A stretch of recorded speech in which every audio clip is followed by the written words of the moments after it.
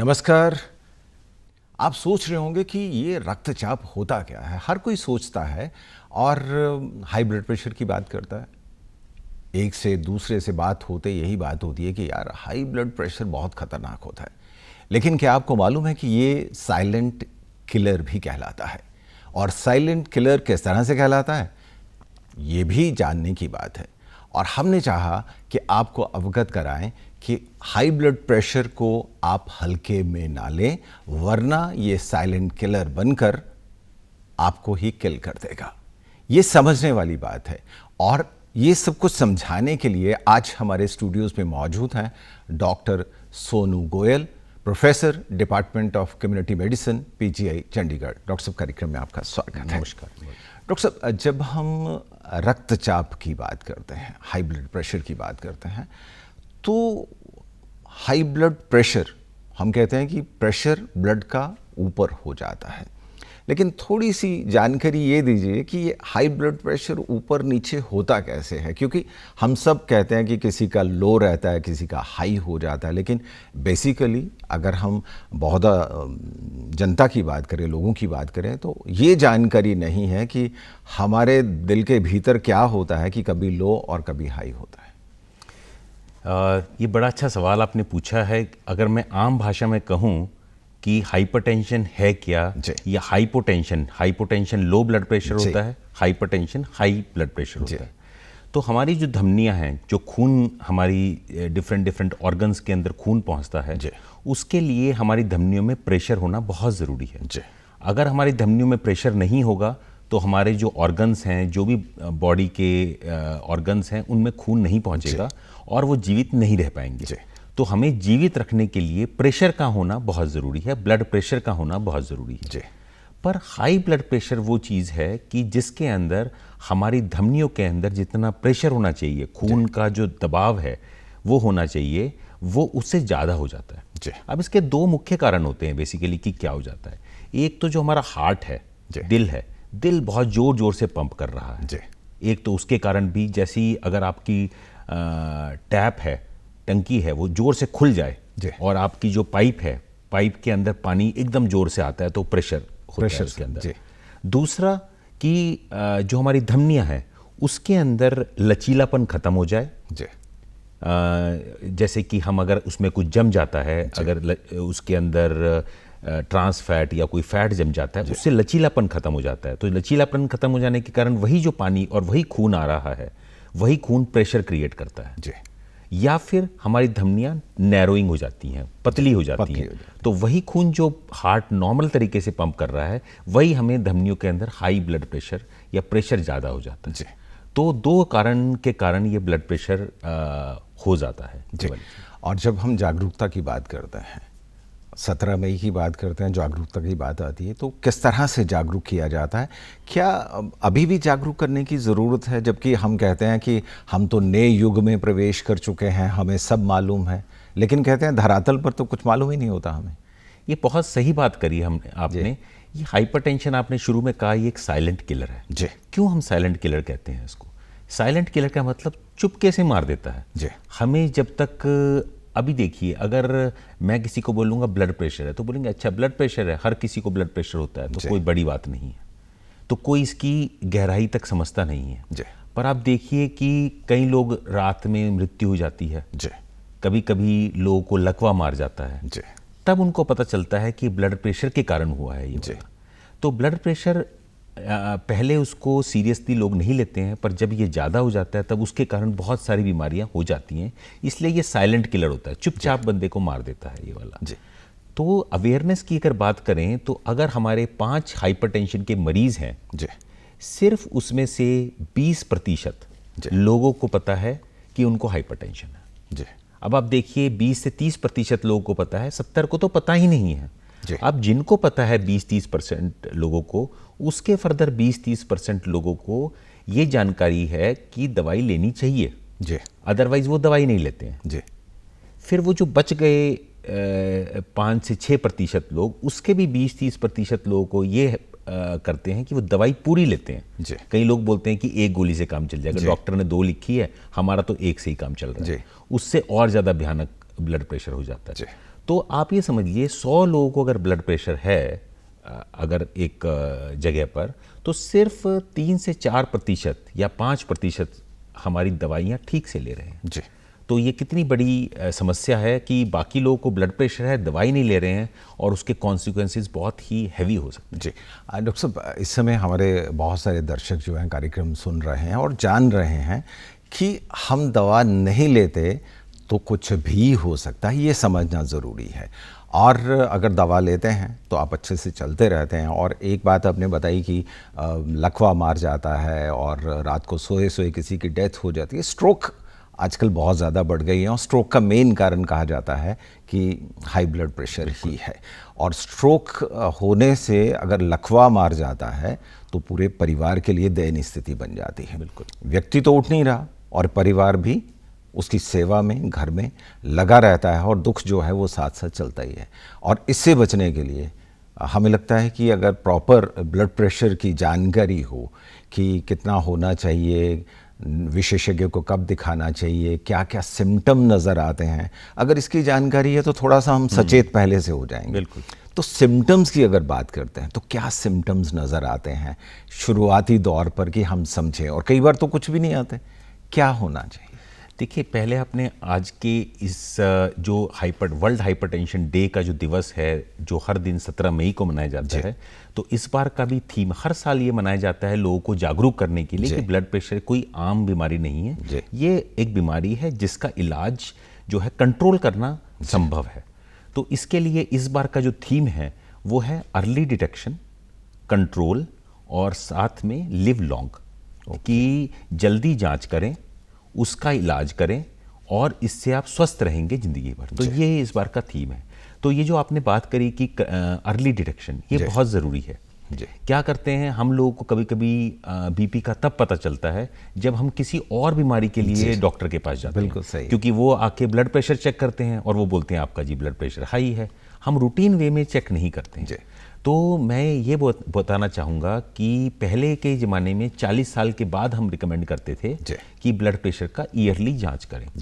आजकल घर में मशीनें हैं जो एक घर में आप खुद ही मशीन से चेक कर सकते हैं, ऑटोमेटिकली मशीन आती हैं। कई लोग बोलते हैं वो ठीक नहीं होती, ऐसी बात नहीं है, वो मशीन बिल्कुल ठीक है। उनको आप हर 30 साल के बाद हर 1 से 2 महीने के बीच में आप चेक कर सकते हैं कि आपका ब्लड प्रेशर ठीक है कि नहीं है। और जैसे ही पता चलता है कि जो प्रेशर है वो 120 अपर वाला और लोअर वाला 80, उससे कुछ ज़्यादा ऊपर जा रहा है, 120 से 140 के बीच में अगर ब्लड प्रेशर ऊपर वाला है तो उसको हम प्री हाइपरटेंशन कहते हैं कि अभी हाइपरटेंशन हुआ नहीं है पर आप सचेत हो जाइए। 80 से 90 नीचे वाला उसको हम प्री हाइपरटेंशन कहते हैं, तो उसमें भी सचेत होने की ज़रूरत है। तो कई लोग ये भी समझते हैं कि अगर ब्लड प्रेशर ऊपर वाला ज़्यादा हो गया, नीचे वाला ठीक है तो हम ठीक हैं, या नीचे वाला ज़्यादा हो गया, ऊपर वाला ठीक है, हम ठीक है। नहीं, ये दोनों में से अगर एक भी चीज़ ज़्यादा हो जाती है उसको हम ब्लड प्रेशर की कैटेगरी में लेते हैं। तो सिम्टम्स की अगर बात करें तो ये वही वाली बात है, एक साइलेंट किलर है, कोई स्पेसिफिक सिम्टम नहीं होती। अर्ली स्टेज के अंदर आपका, जैसे मैंने बताया कि सिर्फ जांच ही बहुत ज़रूरी है।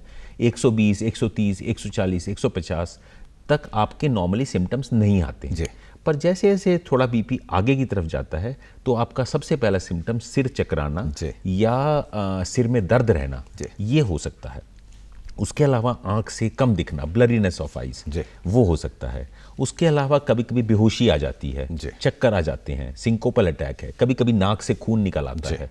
तो ये सिम्टम्स हैं जो एक हाई ब्लड प्रेशर अगर बहुत ज़्यादा हो जाता है तो उसके कारण हो सकते हैं। डॉक्टर साहब, आपने एक बड़ी अच्छी बात बताई कि वैसे हमें पता नहीं होता, जब किसी और बीमारी के लिए हम डॉक्टर के पास जाते हैं और वहाँ चेक किया जाता है तो ब्लड प्रेशर हाई निकलता है, लेकिन हम कौन सा मानने को तैयार होते हैं तब यही कहते हैं कि नहीं हमें नहीं हो सकता और दवा लेने से इनकार करते हैं। जब दवा लेने से इनकार कर दिया तो इसके क्या अफेक्ट हो सकते हैं आगे चल के? देखिए, बहुत अच्छा सवाल है ये जनता के लिए आज जानना कि दवा ना लेना या दवा जितना दी जाए उससे कम लेना, इसके क्या हानिकारक दुष्परिणाम हो सकते हैं। तो इसका सबसे बड़ा दुष्परिणाम ये है, आप ये सोचिए कि एक जो आपकी नलियां हैं हाई प्रेशर से आपको ब्लड दे रही हैं किडनी को, जो हमारी गुर्दे होते हैं, हार्ट होता है, ब्रेन होता है, हाई प्रेशर से ब्लड दे रही हैं, तो कभी कभी धमनियाँ अगर हाई प्रेशर से ब्लड देने में फट भी सकती हैं जी। तो वो फटने के कारण अगर वो हार्ट के अंदर फट जाती हैं तो एक तरह से हार्ट अटैक बोलते हैं उसको। अगर हमारे ब्रेन के अंदर फट जाती हैं अगर ब्रेन, तो उसको हम ब्रेन अटैक या स्ट्रोक कहते हैं जी।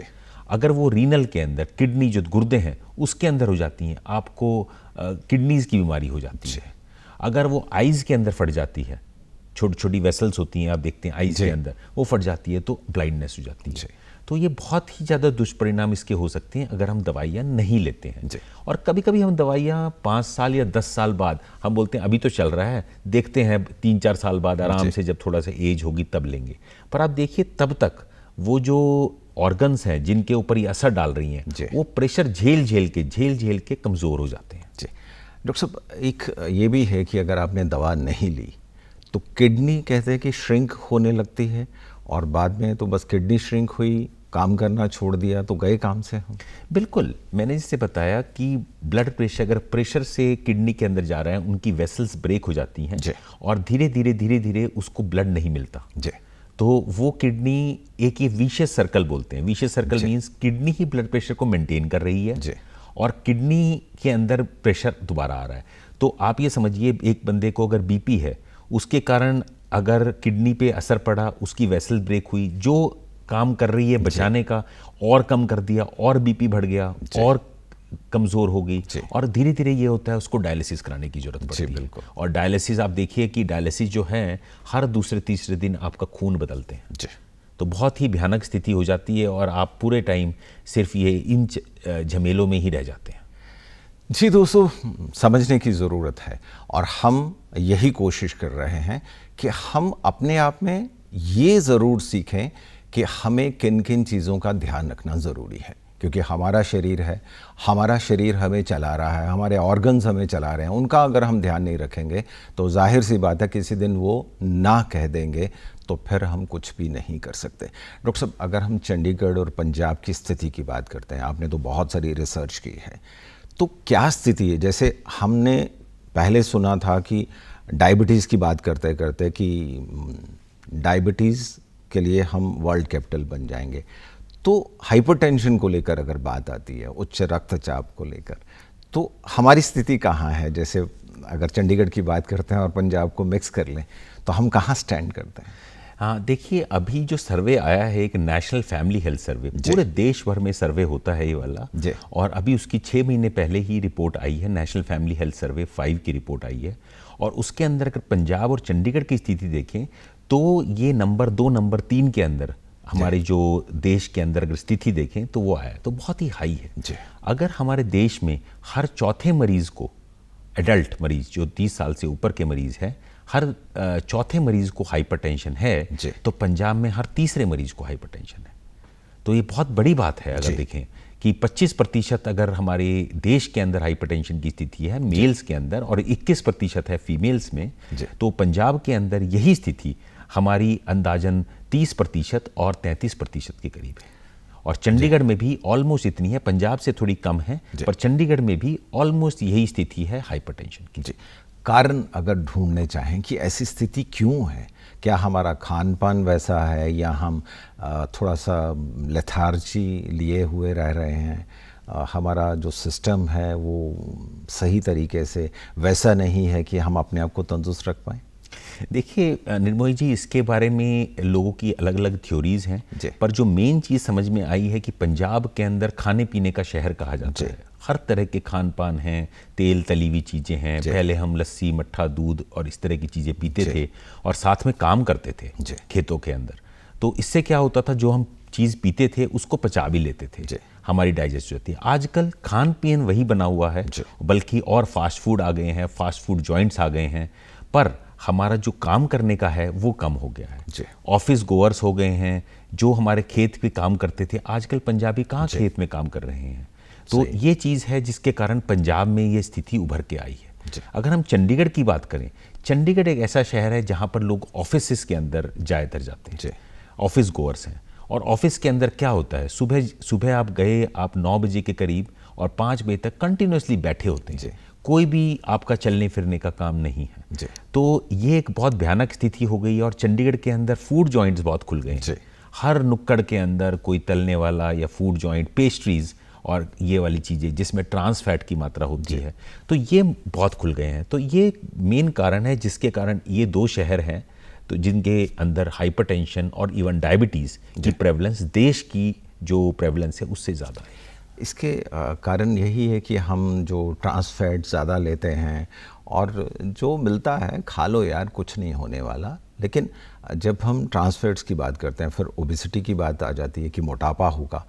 तो कुछ आंकड़े बताते हैं कि मोटापा हमारे यहाँ चंडीगढ़ में ज़्यादा बढ़ रहा है, उस कारण भी तो हाइपरटेंशन हो सकती है। देखिए, आपको निर्मोही जी ये जान के बड़ी आश्चर्यचकित होगी कि इसी नेशनल फैमिली हेल्थ सर्वे जो ये अभी सामने आया है, इसके अंदर चंडीगढ़ के अंदर 70% एडल्ट अपनी जो बॉडी मास इंडेक्स है जो हम निकालते हैं कि कितना एक वेट होना चाहिए एक हाइट के अनुसार, 70% लोग उससे नीचे हैं, ऊपर हैं का मतलब ये हुआ कि 10 में से 7 लोग ऐसे हैं जिनको मोटापा है। अब ये बहुत ही भयानक स्थिति है। अगर हम देखें कि सिर्फ 3 लोग ऐसे हैं जिनका स्थिति मोटापे की कम है। अब मोटापा जो है ये सारी बीमारियों का जड़ है, चाहे वो हाइपरटेंशन ले, चाहे वो डायबिटीज़ लें या कोई भी नॉन कम्युनिकेबल डिजीज़ लें, मोटापा उसका कारण है।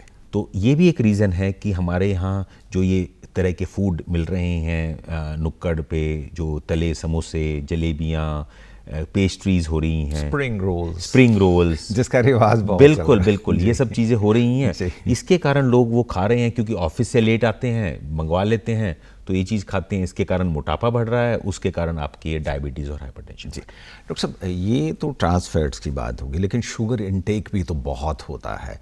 हम लोगों को आदत है कि कोल्ड ड्रिंक्स पीनी चाहिए, जबकि हमारे बड़े बुजुर्ग कहा करते थे कि इसकी तरफ देखो भी मत। हम कहते हैं क्यों नहीं देखें, धड़ल्ले से पीते हैं और एक बार नहीं 4-4 बार पीते हैं। तो इसका भी तो असर ओवरऑल हमारी बॉडी पर नुकसानदेह ही साबित होने वाला है। देखिए, एक और मैं आपको एक फैक्ट बताऊंगा जो जनता को शायद नहीं पता है कि एक कोल्ड ड्रिंक की जो 500 ml का जो कैन होता है या बोतल होती है, उसके अंदर आपके 2 दिन की चीनी, पूरे 2 दिन की चीनी होती है। इसका मतलब ये है उस कैन के अंदर 12 से 15 चम्मच चीनी होती है। तो बहुत ही भयानक है ये वाली स्थिति, आपके 2 दिन की चीनी के बराबर है ये। तो ये बहुत डेंजरस है। शुगर जो है, हमारा जो भगवान ने ये बॉडी बनाई है, काफ़ी एडजस्टिंग बनाई है कि काफ़ी चीज़ें हमारी पचा जाती है, पर कभी कभी तो ये भी ना बोल जाती है बॉडी हमारी को। तो अगर इतनी शुगर लेंगे, इतनी वो लेंगे, तो आम तौर पर डायबिटीज़ जो है वो होगी।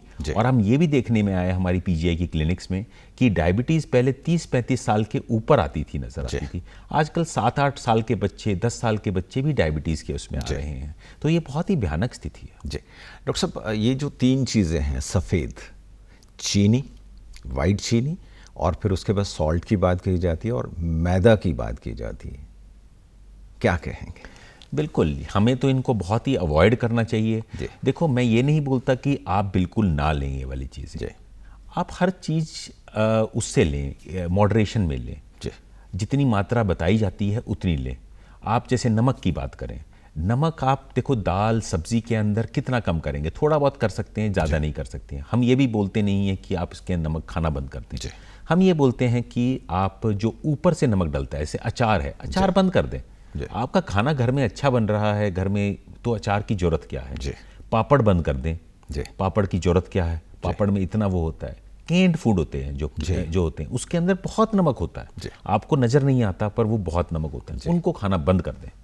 इसके अलावा जो सैलेड्स हैं आपकी या दही है, कुछ लोग नमक डाल के खाते हैं उसके अंदर, वो बंद कर दें, नमक चीनी उसमें ना डालें ये वाली चीज़। अगर ये हम छोटी छोटी चीज़ करेंगे तो सॉल्ट इंटेक आपका कम हो जाएगा। अगर हम चीनी की बात करें तो चीनी भी आपके अंदर, आप चाय का 2 प्याले पीते हैं, 3 प्याले पीते हैं, तो उसको आप 1 प्याला कर दीजिए। अगर आप देखिए चीनी के बिना की चाय पीने शुरू कर देंगे, आपको बहुत स्वाद आएगा, उसमें अदरक या कोई इलायची डाल के पियेंगे, आपको बहुत स्वाद आएगा और धीरे धीरे आपकी आदत बन जाएगी। और मैं दर्शकों को ये भी बताना चाहूँगा आपके माध्यम से कि अगर आप कोई भी चीज़ 42 दिन तक, 42 डेज तक प्रैक्टिस कर लेते हैं, अगर आप चीनी के बिना की चाय आप नाक निचोड़ के आप सोचते हैं कि हम पी लेते हैं इसको करके, तो 42 दिन बाद आपको वो टेस्टी लगने लग जाएगी। बस शुरू के 42 दिन जो हैं आपको कोशिश करनी होगी कि आप ये वाली चीज़ कर लें।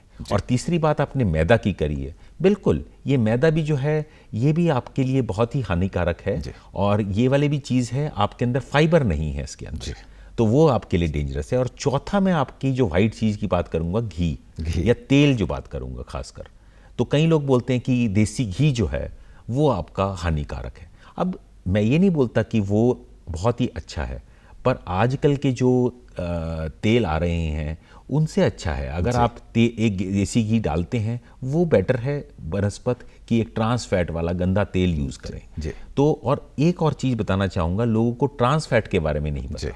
तो ट्रांस फैट होता क्या है? ये एक तेल होता है जो फैक्ट्री में उसके अंदर हाइड्रोजन मिलाते हैं और वो एक सॉलिड हो जाता है। अगर आप देखेंगे समोसे जो हैं, कभी कभी दुकान पे जाएंगे 5-6 दिन तक पड़े रहेंगे, ख़राब नहीं होते, तो वो ट्रांस फैट में बनाए हुए हैं। अगर आपके तेल में, आपके घर के तेल में जो आप यूज़ करते हैं, सफोला या जो भी जितने भी ब्रांड का, गिन्नी राइस ऑयल जो भी यूज़ करते हैं, तो वो जो है उसके अंदर समोसे बनाए हो अगले दिन ख़राब हो जाते हैं, क्योंकि उसके अंदर शेल्फ लाइफ नहीं होती। तो एक तो ये तेल बहुत सस्ता आता है, 40 से 50 रुपये लीटर ये तेल आता है, जो हम 200 रुपये लीटर खरीदते हैं। तो ये जो पाम ऑयल होता है, इसका तेल होता है, ये केनियो में आता है जो ये यूज़ करते हैं, तो ये ट्रांस फैट है। दूसरा जो है आपका जो समोसे तलते हैं उसके अंदर तेल 4 बार से ऊपर अगर तलते हैं तो वो काला हो जाता है, वो पूरा ट्रांस फैट है, वो आपके लिए बहुत ही ज़्यादा डेंजरस है। और हमारे अंदर एक एंजाइम होता है लाइपेज जो इसको डाइजेस्ट नहीं कर पाता, तो ये बहुत डेंजरस। बिल्कुल समझने वाली बात है। अगर हम समझ जाएं इन चीज़ों को कि बार बार ऑयल जो है वो गर्म हो रहा है, लगातार उसी में समोसे बन रहे हैं, उसी में स्प्रिंग रोल बन रहे हैं, और आप देखते ही हैं वो काला से तेल, आपको खुद लगता है यार तेल इतना काला तो नहीं होता, ये कैसे है? तो ये समझने वाली बात है। अगर उसका तला हुआ कुछ आप खाते हैं तो आप ट्रांस फैट ले रहे हैं, जो सीधा सीधा आपकी बॉडी को नुकसानदेह साबित होने वाला है। ये समझना बहुत ही ज़रूरी है। डॉक्टर साहब, बहुत सारे ऐसे भी मित्र हैं हमारे जो ये कहते हैं कि बीपी तो हो गया, दवा नहीं खाना, कोई और तरीका है इसको कम करने का? देखिए, बीपी के बहुत सारे कारण होते हैं, रिस्क फैक्टर होते हैं। पहले तो ये समझने की बात है कि 10 में से 9 लोगों को जो बीपी होता है उसका कारण डॉक्टरों के पास नहीं होता, कोई ऑर्गन से रिलेटेड नहीं होता। सिर्फ 10 में से 1 है जिसका कारण होता है, और उसका ज़्यादातर कारण किडनी से रिलेट होता है। अगर उसकी किडनी में प्रॉब्लम है उसके कारण वो जो ब्लड प्रेशर होता है वो होता है, या थायराइड में प्रॉब्लम उसके कारण होता है। अब ये बात करें हम 9 लोगों की। अब 9 लोगों के अंदर रिस्क फैक्टर्स बोलते हैं हम। रिस्क फैक्टर्स मैंने, जैसे आपने अभी डिस्कस किए, ओबेसिटी, जो आपका स्मोकिंग, टबैको यूज़ और स्मोकिंग बहुत ही ज़्यादा डेंजरस है। ये भी स्टडीज़ में देखने को आया है कि जो स्मोकर होता है, जो सिगरेट पीता है, बीड़ी पीता है या फिर गुटखा खाता है, टबैको यूज़, तो उसके अंदर ब्लड प्रेशर होने की संभावना ज़्यादा होती है बनस्पत एक नॉर्मल आदमी की, और वो एक 10 से 15 मिलीमीटर ऑफ मर्करी बीपी बढ़ा देता है, तो वो बहुत डेंजरस है। अल्कोहल अगर ज़्यादा मात्रा में लिया जाए, शराब ज़्यादा मात्रा में लिया जाए, वो डेंजरस है। आप जो ट्रांस फैट मैंने आपको बात बताई वो बहुत डेंजरस है हमारे इसके अंदर। तो हम अगर इन चीज़ को अवॉइड करें, और नमक एक ऐसी चीज़ है जो अगर आप छोड़ देंगे या कम कर देंगे, आपका बीपी नॉर्मल तक आने की संभावना है। और दूसरा हम बोलते हैं कि केला आप खा सकते हैं, क्योंकि केला में पोटेशियम होता है, तो पोटेशियम उसको बेनिफिट इफेक्ट देता है हमारी उसके अंदर। तो अगर ये सब चीज़ करेंगे, एक फिजिकल एक्टिविटी, मैं ये बताना चाहूँगा, हम बार बार बोलते हैं कि फिजिकल एक्टिविटी, मैं सिर्फ 35 से 45 मिनट अगर आप फिजिकल एक्टिविटी करते हैं, फिजिकल एक्टिविटी क्या है, आप तेज वॉक करिए, मैं ये नहीं बोलता आप भागिए, आप एक ब्रिस्क वॉक करिए 35 से 40 मिनट, जिसके अंदर आप 4 किलोमीटर तक चल सकते हैं, 3.5 से 4 किलोमीटर तक डेली चलेंगे 5 दिन ए वीक। अगर ये करते हैं तो ये सफिशिएंट है आपके लिए। साइकिलिंग करें, स्विमिंग अगर आपको आता है, स्विमिंग बहुत ही अच्छी एक्सरसाइज है आपका ये करने के लिए। अगर हम ये करेंगे थोड़ी बहुत चीज़ें, तो हम स्वस्थ रहेंगे और आप अपने आप को प्रिवेंट कर सकते हैं। जी बिल्कुल। डॉक्टर साहब, जब हम ब्रिस्क वॉक की बात करते हैं, वॉक की बात करते हैं, जनरली हमें एक आदत होती है कि कोई ना कोई साथ ले लिया और वॉक करना शुरू कर दी, और लेकिन हम टहलते हैं। ब्रिस्क वॉक या एक्सरसाइज वाली वॉक तो नहीं करते, और टहलते टहलते घर वापस आ जाते हैं, कहते हैं कि हमारी आज यार 2.5 किलोमीटर की वॉक हो गई है। क्या इसे वॉक कहेंगे? देखिए, इसका इतना ज़्यादा बेनिफिट नहीं होता है जो आप बता रहे हैं। ब्रिस्क वॉक का मतलब है आप बहुत तेज चलिए, आपका हार्ट रेट, अगर मैं मेडिकल भाषा में कहूँ तो आपका हार्ट रेट 80% तक बढ़ जाना चाहिए। जैसे हमारा 70-72 आपका पल्स रेट होता है। अगर आप देखिए, अगर आप ब्रिस्क वॉक करेंगे तो आपका जो पल्स रेट है वो 120-130 तक हो जाएगा। बिल्कुल। तो अगर आपको लग रहा है कि इतना आपका पल्स रेट बढ़ गया है तो उसको हम ब्रिस्क वॉक कहेंगे। अगर नॉर्मल वॉक कर रहे हैं उसका बेनिफिट नहीं होता है इतना। जी बिल्कुल। दोस्तों जान गए ना कि आपको करना क्या है। ब्रिस्क वॉक करें ना, ज़रा अपना जो पिल्पिटेशन है वो थोड़ी फास्ट होनी चाहिए। आपको अगर पल्स तेज़ नहीं हुई, आप नॉर्मली घर वापस आ गए, तो आपके शरीर को कोई फ़ायदा उसका नहीं हो रहा है। तो एक्सरसाइज करनी है तो पूरा दिल से एक्सरसाइज करें और अपने आप को तंदुरुस्त रखने की कोशिश करें, ये बहुत ही ज़रूरी है। डॉक्टर साहब, एक बात और होती है, जैसे हमारे आसपास आजकल बहुत सारी पैथीज़ चल रही हैं। हम होम्योपैथी की बात करते हैं, हम आयुर्वेद की बात करते हैं, हम नेचुरोपैथी की बात करते हैं।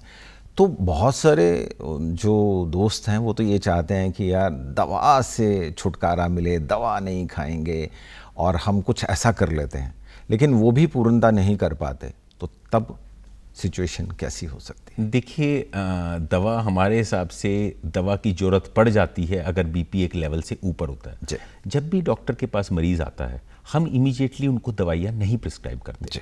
हम पहले उनको हफ्ते तक का ब्लड प्रेशर मॉनिटरिंग करते हैं। पहले आए उनको हम 15 से 20 मिनट बैठाते हैं, उसके बाद हम फिर बीपी करते हैं। 3 बार रिकॉर्डिंग करते हैं बीपी की।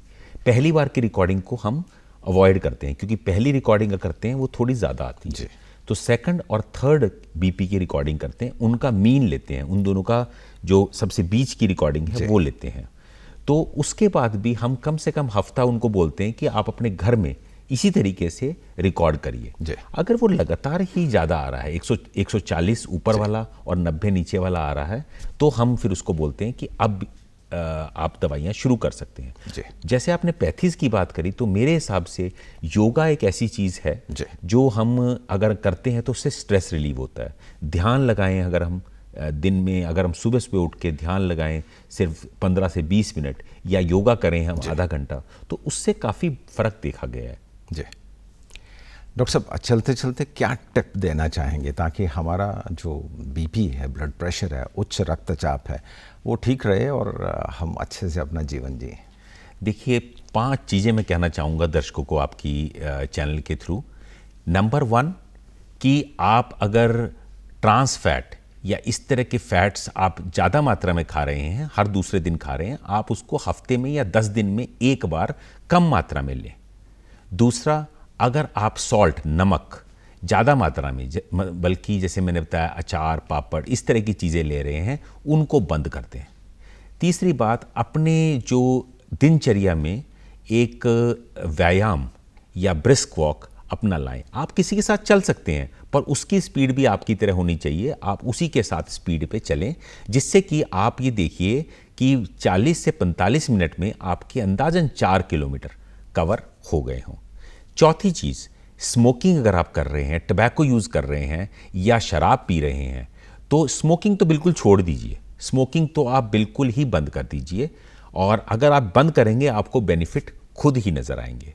5वीं बात, अपने स्ट्रेस को रिलीव करिए। स्ट्रेस को रिलीव करने के लिए योगा या ध्यान लगाना, इस तरह की चीज़ कर सकते हैं। और सरकार के लिए मैं ये कहना चाहूँगा कि अपनी ऑफिसेज़ के अंदर एक घंटा या पौने घंटे का एक टाइम रखें, वर्कआउट टाइम, जिसके अंदर वो अपना काम जो हमारा एक्सरसाइज या योगा है वो उसमें सब साथ में कर सकें।